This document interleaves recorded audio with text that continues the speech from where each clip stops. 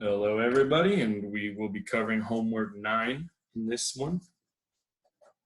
This goes very closely with homework 8, so you may want to, I wouldn't say watch them back to back. Make sure you've done homework 8 before you get into homework 9, but homework 9 builds directly on top of what we talked about with homework 8. All right.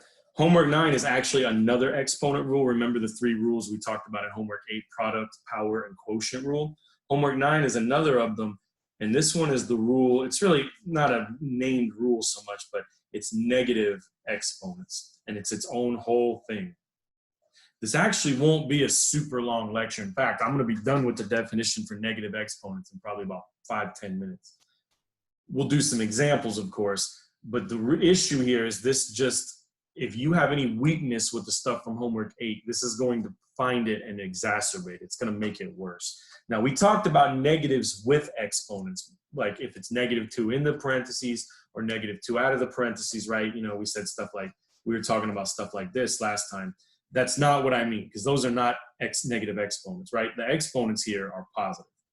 And you really, unless the order got messed up, which you shouldn't have had any negative exponents in homework 8, all right?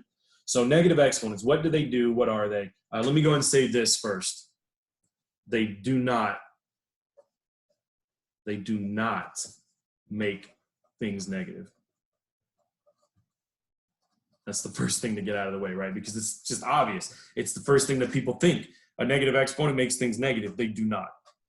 If you have a positive number with a negative exponent, it will not be negative. It's going to stay positive, okay?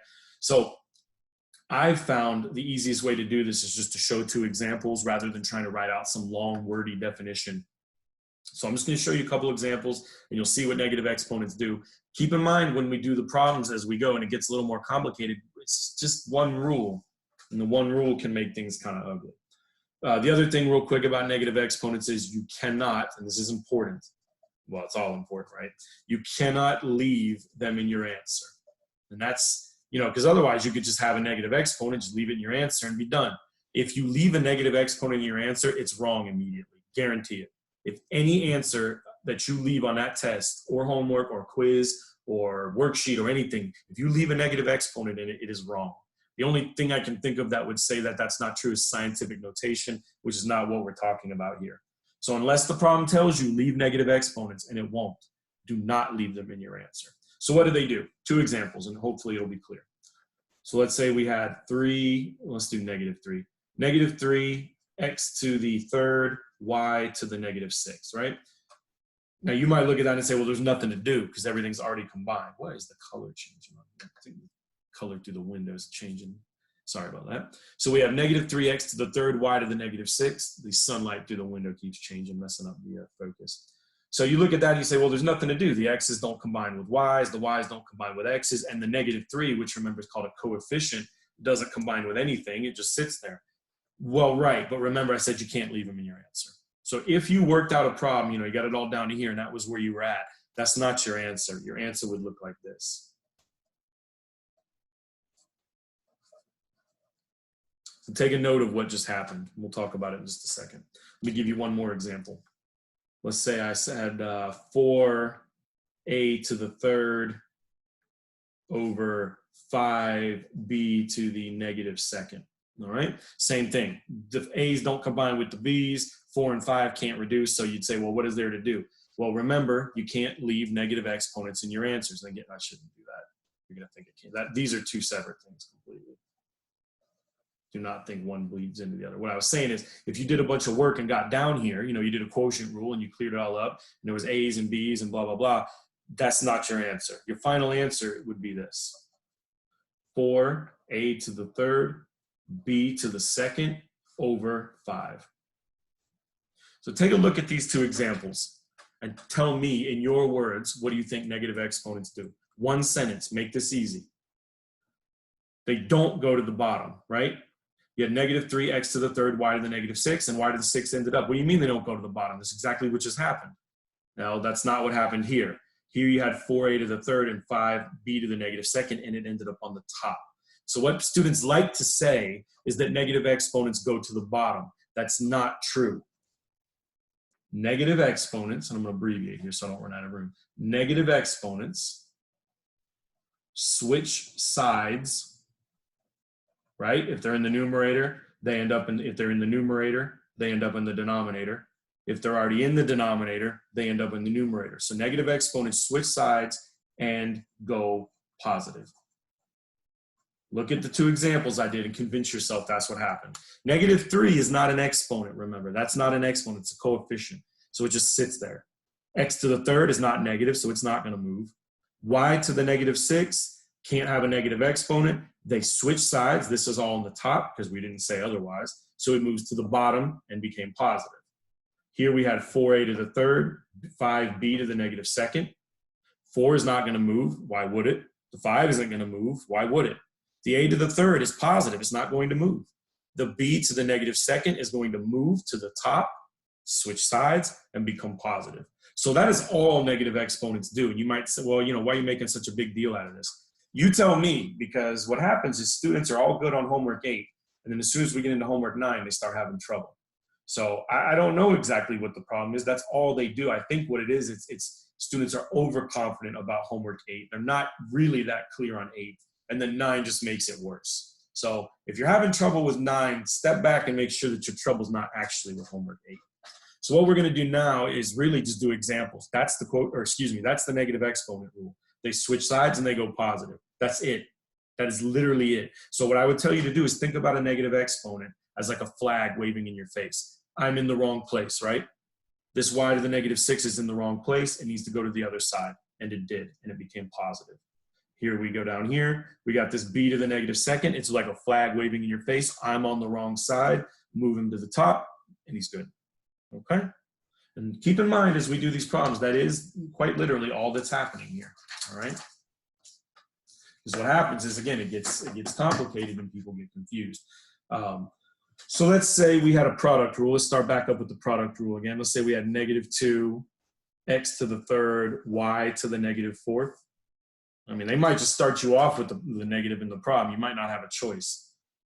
Times, let's say 3, x to the -2, y to the -10. All right? And it tells you to combine those or simplify them.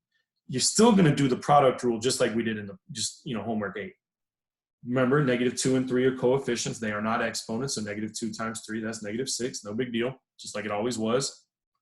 Here you have 3 x's and -2 x's. We're supposed to add these together. Well, 3 and -2 makes x to the 1, which we don't write. It's just x. 3 minus 2 is just 1. Here you have -4 y's and -10 y's. So wouldn't that be -14 y's?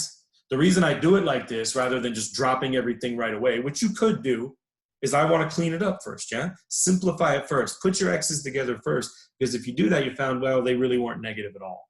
The y's did end up staying as a negative power, but the x's didn't. So if you had moved this x early on, you'd have to move it back, and it's just a big pain. Combine them first, see what you get, and then move things that need to move. So you work this out and you get the following. Are you done? Well, no, because you cannot leave negative exponents in your answer. So one more step. The -6 is not going to move. It's just a negative number. Negative numbers don't move. X is not going to move. It's just a variable, or it's just a variable with a power of 1. The y to the -14th will go to the bottom because it was on top and become y to the +14. Take a minute. Make sure you're clear on that. It's not the only way to do the problem. You could drop the y to the bottom and the x to the bottom and then clean it all up. And I mean, my God, I couldn't think of a more complicated way to do it. So keep that in mind. There are multiple ways to get to the same answer here. If you do it a different way and you get the same answer every single time, well, what you're doing isn't wrong then. You're just doing it differently, okay? So that's what it might look like with the product rule. What might it look like with the quotient rule? Well, let's actually skip that for a second. Let's do the power rule. The quotient rule, as usual, is a little bit more complicated. Let's skip to the power rule first. So this is, again, this was product rule. What does it look like when you have a product rule with negative exponents in it? Here, we'll do the power rule. So let's say we had, what would be a good way to, oh, here we go. Let's say we said -3, a to the -3, b to the 5th, and let's say the whole thing was raised to the -2. So again, there's multiple ways to do this. One way to do this is to drop the whole thing to the bottom because the whole thing's doing negative power. And honestly, that's the way I would personally do it. I have not really gotten a lot of success with students teaching it that way. Like 30% seem to get that. What I have found is teaching it the way I'm going to show you. But again, remember, as long as you get the final answer and your work makes sense, I don't care how you do it. So this is not the only way to do it. Keep that in mind. So the way I do it might seem tedious, or hey man, I did it a lot quicker and did it a different way. If you're getting the same answer, you're doing it right. Here's what I would tell you to do. Rather than dumping all this under one or something weird, just isn't it -3 to the -2, a to the -3rd to the -2, and b to the 5th to the -2? Aren't all of these to the -2? We'll just do them all to the -2 then. So what we'd have is -3 to the -2. I'm just going to write it quite literally. -3 to the -2. It came out of parentheses, so it stays in parentheses. What happens when you do a power to a power? What did we say? That's power rule, right? Power to a power, they multiply. -3 times -2, that's a to the +6, right? Here we have b to the 5th times -2, b to the 5th raised to the -2. 5 times -2, that's b to the -10, right? This was to -2 power, which we just wrote. We had -3 to the -2 power, they multiply to make 6. You know, we had 5 to the -2 power, and they multiply to make -10. I goofed up and put an extra sign there, sorry about that. So now look at this and say, are we done? Well, no, because we have negative exponents in the answer. So what we need to do is move them.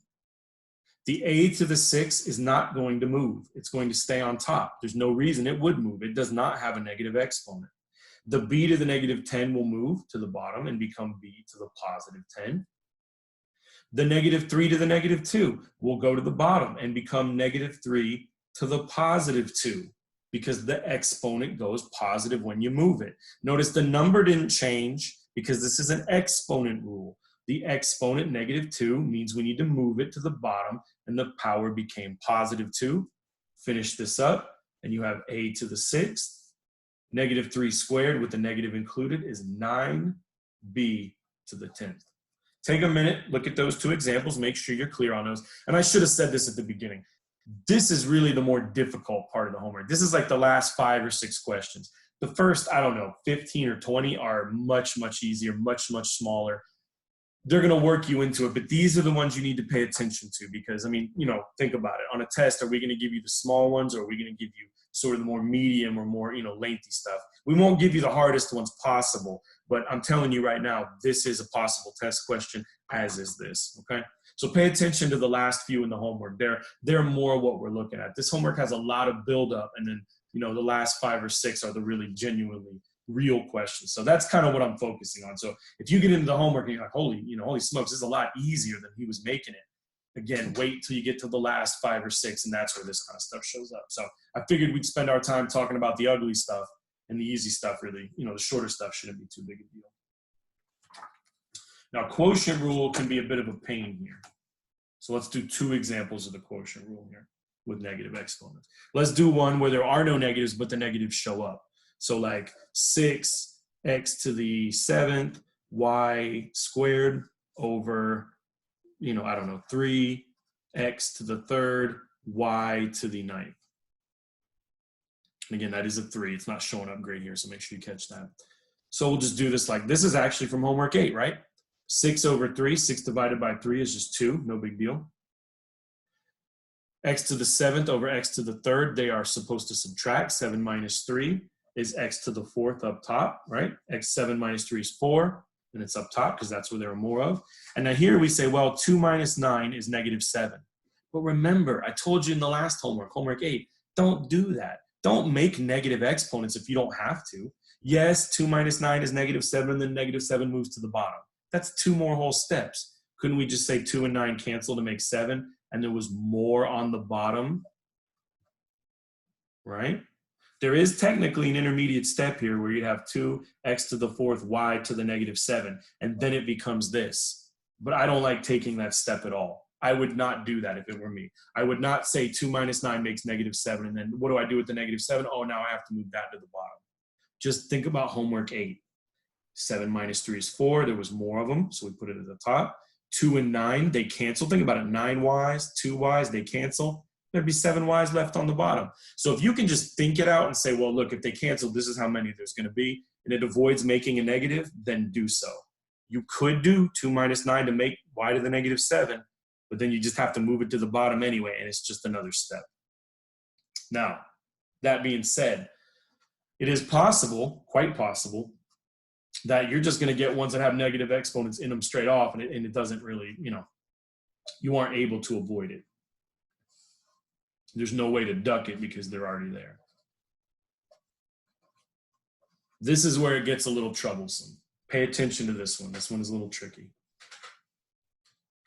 Negative 10 over 11. Luckily, we got a nice one there. Those don't reduce. Negative 10 over 11. We don't even have to mess with that, right? Those are coefficients. Negative 10 and 11 don't reduce. They're just going to stay the way they are. The A's. Let's do these down here. I like to do this stuff. When there's a lot of negatives floating around, I like to do them off to the side. So we have a to the negative third over a to the fifth. A to the fifth will not move. A to the negative third needs to move to the bottom and become a to the positive third, right? Because that's what negative exponents do. They move to the other side, in this case to the bottom, and become positive. Now, think about it. You already had 5 A's down there. Now you're bringing 3 more A's down there. So wouldn't you have 8 A's on the bottom? A to the 8th. Now the B's. This is where it's a little more tricky. So again, pay attention, be careful. It's the same rule though. We're not doing anything different. We're just doing a lot of it at once.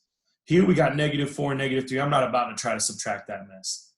B to the negative 4 is on top and should move to the bottom because negative exponents move to the other side. B to the negative third should move to the top because negative exponents move to the other side. So in this case, because they were both negative, they both moved. And you ended up with b to the third on the top and b to the fourth on the bottom. Well, 3 on top, 4 on the bottom. They're going to cancel, and there would be 1b left on the bottom. And that's going to be your answer right there.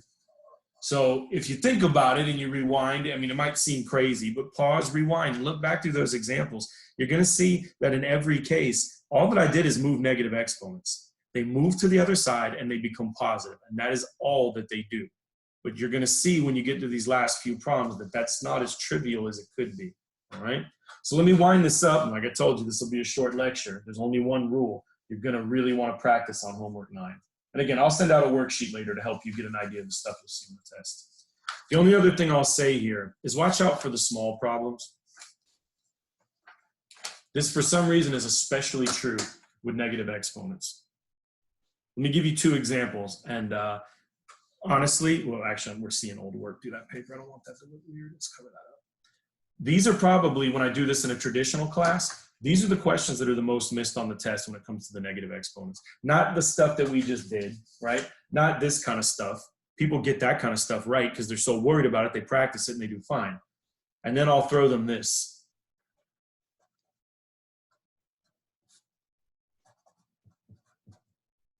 And about half the class will get it wrong. Even though they got the harder ones right. Because it's so small and so simple looking, they don't even know what to do with it. Well, remember, we just did this. We just did it in the context of a bigger problem. If it has a negative exponent, it's going to move to the other side and become positive. And because they both had negative exponents, they're both going to move to the other side. They're just going to switch sides. And then once they're positive, you just say, well, 7 minus 4, that's m to the third. Doesn't seem like a big deal, but when your mind is fixated on, big, ugly problems like this, and then all of a sudden I hand you a small one like this, it, for whatever reason, really does tend to throw people off. So be careful about this. And now, on that same note, I'll show you the most missed question from the test last semester. 8 to the negative 2. 8 to the negative 2 was the most missed question on the test last semester. And it was a different number, for everybody. Some people had 8, some people had 7, some people had 9, whatever. This was the most missed question on the test. I don't know why. I mean, people just said, it didn't look like anything I was used to because, again, they were just banking on these big, ugly problems. And you will have to deal with those.